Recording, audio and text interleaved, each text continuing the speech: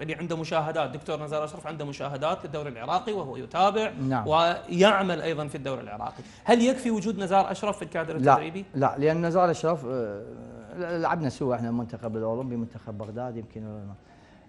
نزار أشرف الفترة الأخيرة الكيرف، أنت أخذ الكيرف المدرب، الكيرف من ينزل عدة سنين، إذا هذا يعني تأخر بعض الشيء يعني عن التطوير الحاصل في كرة صح لو لا؟ يعني طيب.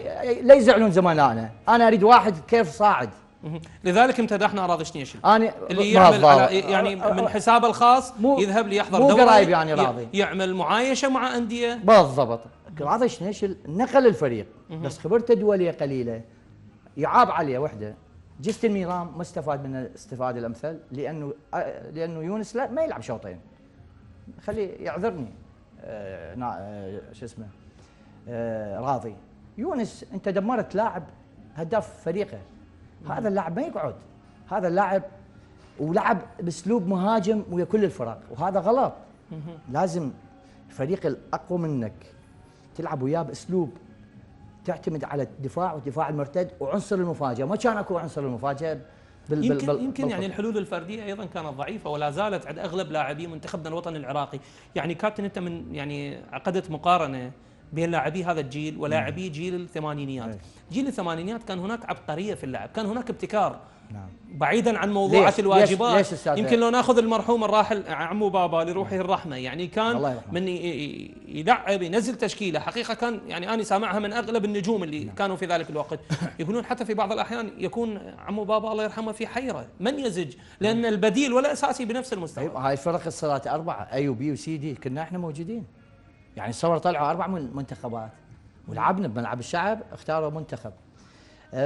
الدوري كان قوي. الاتحاد طبعا الاتحاد مخلصين، كلهم مخلصين ويريدون يشتغلون وهاي، لكن هاي الامور ما يعرفها الا مدرب محترف برا ويعرف قيمه. انت من تدرب فريق عندك نجوم او فريق متوسط النجوم. احنا الفريق العراقي الان ما بارز على الساحه الكرويه، والبرهان التصنيف مالتنا متدني. لو مو مال اسيا كان وين صرنا احنا، صح ولا لا؟ يعني اذا راح اقول لك شغله، اذا الكادر الفني لا يتحججون. اكو مدربين كان يقدرون خلي يدرب اربيل منتخب، يصنع منتخب زين، صح ولا لا؟ يعني الا يجي بغداد فرضا، واكو مدربين يجون بغداد. اني بوكر الالماني اللي هو عمل انجازات بالكره اللبنانيه. نعم، سوى لهم نقله نوعيه فيها. والله قاعدين مره احتفال، لان احنا سوينا الانصار احتفال جايبين بطولات للانصار. انا حتى سويت عدنان حمد، انا جايب لهم كاس لبنان، ربحت على النجم 4-0. وبوكر جايب انجاز كمنتخب. عزمونا قال لي اتمنى ادرب لاعب العراقي. استاذ حسين احنا العراقيين ترى عندنا كارثه، لاعبين مستويات عاليه، بس المدربين اللي عندنا علم التدريب ما تابعوا، ما راحوا يعني راضي. انا ليش احب راضي؟ هسه قحطان كثير دا يطور نفسه، هسه بي وراح دا يروح انا صفق لهيك واحد دا يروح للاي. انا ما عندي مشكله. اذا يبدو ان مساله تطوير المدرب العراقي لذاته اصبحت هي الحل الوحيد، بما انه اتحاد كره القدم لا يعمل جاهدا على هذا الموضوع. بالضبط. طيب كابتن، بما انه نتحدث عن نوعيه اللاعبين وقيمه اللاعبين داخل الملعب، ايضا حتى عقليه اللاعبين تغيرت. يعني البعض تخوف، ولو الكابتن اكرم سلمان حقيقه كان صريح في حديثه يعني للصحافه العراقيه، قال انا يعني اتفهم الانتقادات اللي طالتني بعد تسميتي لقياده المنتخب العراقي رغم ابتعادي عن الدوري العراقي وما الى ذلك. ادرج الموضوع في خانه الديمقراطيه الموجوده في البلد. قال التأهل إلى مونديال روسيا يعني لا يحدث بالكلام أو إثارة المشاكل أو التشكيك بعمل الناس، بقدر يعني هذا نص كلامه، بقدر ما يكون بالتعاون والكلام الطيب والدعم المعنوي، وهو المطلوب في المرحلة المقبلة. يعني احنا نتمنى له الخير كبلدنا، لان انا اقول لك يا احنا كمدربين لما بلدنا يصعد وتصنيفنا يصعد هذا فخر على الكل لاعب. بس انا اشوف يعني كابتن اكرم يعني بفرق الوسط ما يقدر ينجح، والعراق الان منتخبه وسط مو متسيد على الساحه. بعدين هو عقليته مثلا استلم كلها كبار، كلها الفرق بها نجوم زين. يعني احنا خاصه خط الدفاع ومنطقه حراس المرمى اكو مشكله بها. نعم، يمكن ظهرت جليه في بطوله اسيا. فريقنا ما به ذاك الفريق القوي، صح لو لا؟ يعني احنا لو مو ياسر، ترى ياسر نقذنا بمباراتين، اللي سوى ضربه جزاء ويا ايران، نعم، واللي هدف ويا هاي، ويا واللي احنا كان باي باي. نعم. بما ان احنا نتحدث عن ياسر، خلينا شويه يعني ننتقل للحديث عن اللاعبين المحترفين، ولكن قبل ان ننتقل عن الحديث عن اللاعبين المحترفين، هناك ايضا استطلاع اخر اجراه الاخوه في القسم الرياضي، وتحدث فيه اهل الصحافه عن رايهم بالوحده التدريبيه الاولى تحت قياده المدرب الكبير اكرم احمد سلمان.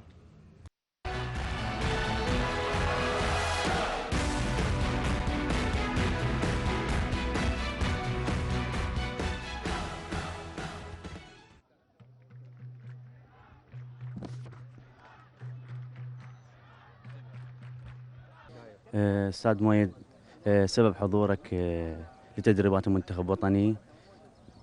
المنتخب الوطني يستحق أن يدعم، يستحق أن نقدم له شيئا، لذلك جئت اليوم مع زملائي في الهيئة الإدارية لنادي الكرخ لنقدم العون والدعم الذي نستطيع تقديمه، أيضا لنرى المستوى الفني للفريق العراقي. هناك سابقا كان قوة في التكنيك، لكن في اللياقة البدنية هناك ضعف، وأنا جئت خصيصا أشاهد تمرينات اللياقة البدنية، هل هناك تطور في هذا الجانب؟ والمنتخب عندما سلم لمدرب جديد بالتأكيد بحاجة إلى دعم إعلامي، دعم إداري.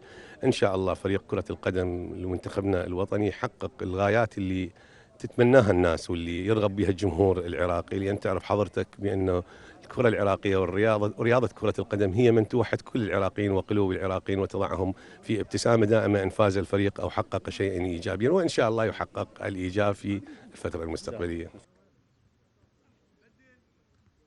استاذ كرار، ما هو رايك بالاسماء المتواجده اليوم في بغداد من لاعبين مغتربين من لاعبين محليين؟ شلون تشوف تواجد الجمهور؟ بسم الله الرحمن الرحيم. اعتقد ان في الوحده التدريبيه الاولى للمنتخب الوطني العراقي هنا في ارضيه ملعب الكرخ اسماء لا غبار عليها. اليوم الحضور الجماهيري متواجد كثيرا، وهذا ما عولنا عليه من الجمهور العراقي المحب لوطنه والحاضر هنا لكي يؤازر المنتخب الوطني في كل الاحوال. اليوم الكابتن اكرم سلمان استدعى الكثير من اللاعبين من الدوري العراقي ومن المغتربين، لكن نتمنى ان اللاعبين المغتربين ان يكونوا تحت المستوى المطلوب، اي بمستوى ياسر قاسم المتواجدين يعني قديما وعلي الزبيدي. لكن اللاعب المغترب عندما ياتي وليس بمستوى اللاعب العراقي اتمنى لا يتواجد في المنتخب، لانه يكون عالة على المنتخب. حضور جماهيري كبير اليوم لمؤازرة المنتخب. الجماهير اليوم يعني الجماهير العراقية كما عودنا عليها هي تكون مؤازرة للمنتخب في كل محنة، والجماهير اليوم تؤازر وتتابع المنتخب العراقي. نتمنى أن يؤازر الجميع المنتخب، أن يقف مع المنتخب في السراء والضراء.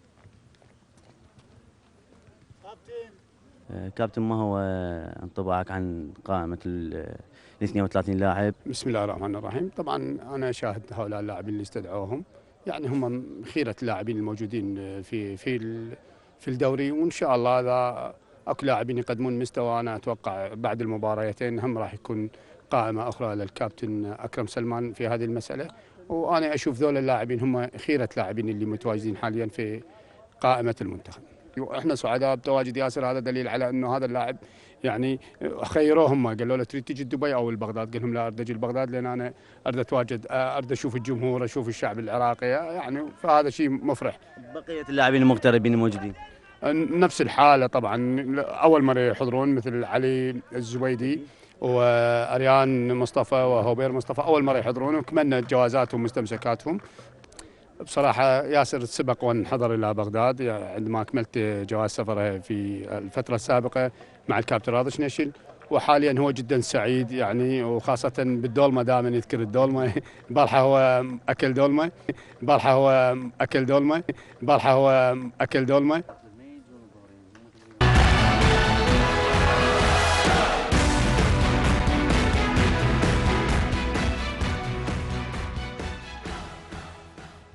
اهلا بكم من جديد مشاهدي الكرام.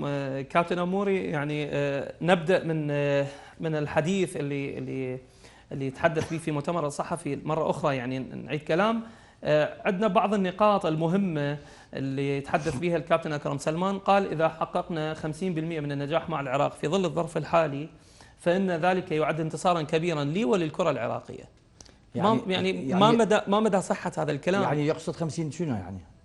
كتصفيات احنا قابلين المنتخب على تصفيات كأس العالم. طيب في مباريات الذهاب والإياب في تصفيات كأس العالم يقال أنك اكسب مبارياتك اللي على أرضك وحاول يعني تخرج بنتائج يعني خلي تكون جلها طيبة خارج أرضك إلا أمام الخصوم الكبيرة، أنت بذلك تضمن بنسبة كبيرة التأهل. هاي نظريتك نظرية يعني علمية، ومدربين ما يتبعون هيك نظرية يكون يعني يجازفون. شلون واحد يجازف بالقمار؟ هذا العلم يقول أنا لما ألعب بأرضي إذا فريق أنا أحسن منه ومستواه ألعب بأسلوب ممكن هجومي مع توازن، بس برا لازم ألعب بأسلوب. شوف يعني أنا خبرتي أنا ربحت على فرق يعني أحسن مني بهواية بلبنان. لعد ليش قالوا ساحر؟ بشنو؟ يعني إذا ألعب أسلوب عادي وياهم أسلوب تقليدي أخسر. يمكن هذا نشوفه حتى بالدوريات العالمية. الفرق الكبيرة بالضبط. لما تلعب أمام الفرق الصغيرة تحاول الفرق الصغيرة تجاريها بالاعتماد على الدفاع والانطلاق بهجمات مرتدة. هذا أستاذ حسين هذا الموجود بعالم الاحتراف. بالكتب كان عندي اقراها مال ايطاليا. بايطاليا صار الاحتراف انتر ميلان وش اسمه الفرق اللي يعني عندها ماديه ماديات ميلانو هذول استقطبوا نجوم، فهالنجوم قاموا ياخذون بطولات. قام الفرق الباقيه تخسر 10 و8. طلعت الكاتناشيو، طريقه اللعب الكاتناشيو هي ممله لازم على المرتد.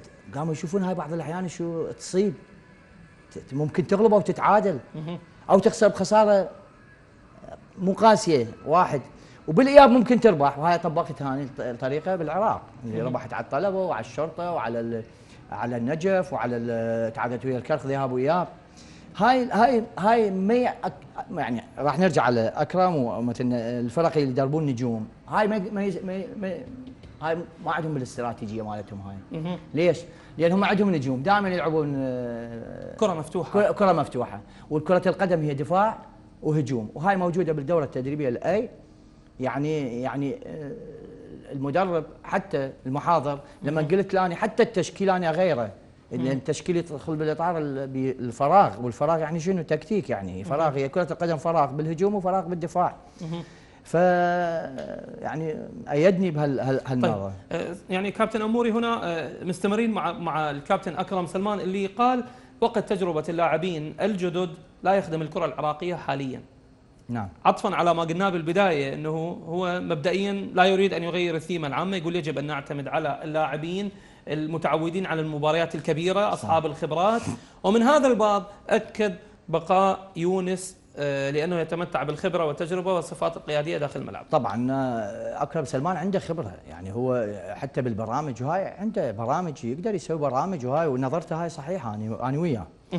بس احنا عندنا يعني من دا اقول اكرم لازم واحد عقليته اعلى، مو لانه عندي شيء وياه، بالعكس ما عندي شيء، لانه الفريق مالتنا ما بنجيبه. برهان هو هسه راح يبقي هذول اللاعبين، ليش؟ لانه هو عندهم ثبات بالجانب النفسي وكانسجام وعندهم خبره المباريات الكبيره. بس دا يلتجئ كابتن اكرم بشغله، دا يريد يهدم الدوري، يريد يلغي الدوري، وانا هذا عيب.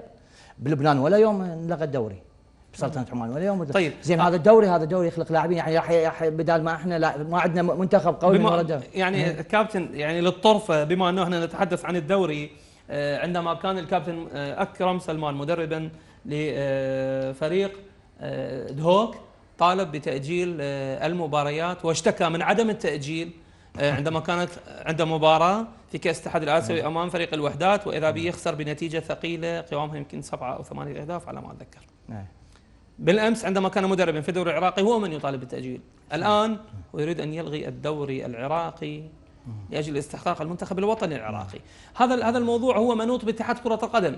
كيف يمكن في احدى الحلقات السابقة كان معي هنا امين سر لجنة المسابقات في اتحاد الكرة استاذ فهمي العامري، نوجه له تحية، انسان روعة حقيقة، ونحن ايضا نوجه تحية. خلانا في الصورة، اعطانا شكل الدوري بعيدا عن ايام الفيفا داي، وكيف يمكن ان تضغط المنافسة بطريقة تنتهي قبل شهر رمضان المبارك بيوم واحد. هو يعني تأجيل الدوري يموت كرة القدم، للعلم يموتها. يعني انت هسه بدها تقابل، بدها تشوف فد مسلسل او فد، وكل ساعه انقطع، كل ساعه بعد تمل تقوم. نعم. حتى يحضرني يعني للمدرب حسن احمد شقيقك، نعم. يعني جميل جدا، قال التاجيلات خدرت الدوري العراقي. دمره، لانه التوقفات اولا اللاعب الجانب النفسي راح يصير اولا، هاي واحده. الماديه، الهدر المادي، صح لو لا؟ اللاعب يتعرض ممكن لاصابات، تعال انت صاعد بالمستوى البدني لان هو اهم شيء، صح لو لا؟ بالبدايه الاعداد البدني او المهاري، الخطط الذهني النفسي، يعني خالي اول، صح لو لا؟ اذا الجانب النفسي راح هذا يقل. طول الدوري يصرف الطاقه الموجوده بالجسم، بالتالي اللاعب يراجع له طاقه دائما، صح لو لا؟ طيب ايضا يعني من ضمن مطالبات الكابتن اكرم سلمان هو الغاء مسابقه الدوري لهذا الموسم، يعني هذا طلب غريب حقيقه، غريب. بعيدا عن الامور الفنيه اللي تحدثت بها جنابك كمدرب محترف وتعرف يعني كيف تؤثر هذه على مستوى اللاعب وتبعده عن التنافسيه، ايضا هناك امور اخرى، امور ماديه وامور التزامات العقود اللاعبين والمدربين، كيف يمكن الايفاء بهذه الالتزامات وما الى ذلك. كابتن اموري ومشاهدين الكرام، ونحن نتحدث معي عبر الهاتف الاعلامي والصحفي الزميل العزيز ضياء حسين. تحيه لك استاذ ضياء، وحقيقه اسالك بدايه عن طلب الغاء الدوري العراقي من الكابتن اكرم سلمان، كيف تقرا هذا الموضوع؟ بالبداية شكرا لك يا أخي حسين ولكافة مشاهدي ومتابعي قناة الرشيد، وتحية أيضا للمدرب أموري أحمد الصديق العزيز. ما يتعلق بالدوري وتسميته، أعتقد أنه أكرم سلمان يعني اتخذ توقيتا غير مناسب في الحديث عن هذا الأمر، لا سيما وأن كل دوريات المنطقة، يعني كل الدوريات من حولنا سواء السعودية، قطر، الإمارات، دول آسيا، غرب آسيا، أوروبا، الكل لديها دوري وشغال، وأيضا لديها تصفيات. لسنا الوحيدين الذين لديهم